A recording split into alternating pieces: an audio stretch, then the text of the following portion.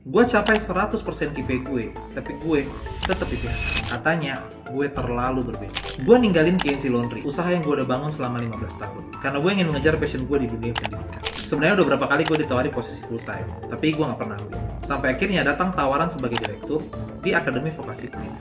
Gue ngambil karena gue punya mimpi untuk mengembangkan pendidikan entrepreneurship yang relevan dengan dunia kerja dan applicable untuk mahasiswa yang nggak memiliki latar belakang pendidikan manajemen sekalipun. Setahun gue di sana, gue berhasil membangun tim yang bisa meningkatkan pendaftaran mahasiswa baru hingga 50%. Bahkan pendapatan admission fee kita naik 2 kali lipat dan sosial media kita meningkat 10 kali lipat dari sisi reach, engagement, dan followers. Dan mirisnya di saat yang sama, perusahaan yang gue udah bangun selama 15 tahun malah nyungsep, nyaris kolaps. Gue orangnya workaholic. Kalau gue udah kerja, gue bisa sampai tengah malam sampai subuh dan gue happy dengan itu. Masalahnya selama ini gue lakukan untuk perusahaan gue sendiri. Ketika gue lakukan hal yang sama untuk perusahaan orang lain dan gue malah di PHK, gue jadi merasa seharusnya gue bisa membagi waktu antara pekerjaan dan mengembangkan bisnis gue sendiri.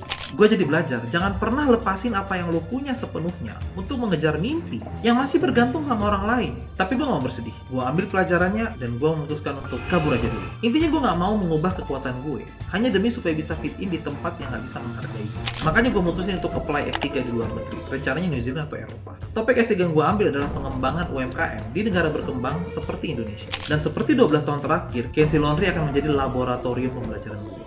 Karena 40 cabang di 11 provinsinya KNC Laundry ini nggak dibangun dari teori di dalam kelas, tapi dari praktek langsung atas apa yang gue ajarkan ke mahasiswa gue di kampus. Jadi sekarang, sambil ngurusin dokumen untuk S3, gue akan ngurusin KNC Laundry secara full time. Dan kelas gue yang biasa gue adakan di kampus akan gue pindahkan ke sosial media supaya lebih banyak orang yang bisa belajar. So, stay tune di konten gue karena kedepannya akan banyak ilmu yang selama ini hanya eksklusif untuk mahasiswa akan gue bagikan buat kalian semua. Nah, kalian sendiri ada nggak yang pernah punya pengalaman kayak gue? Performnya bagus tapi malah kena PHK? Coba komen di bawah, gue pengen tahu cerita kalian.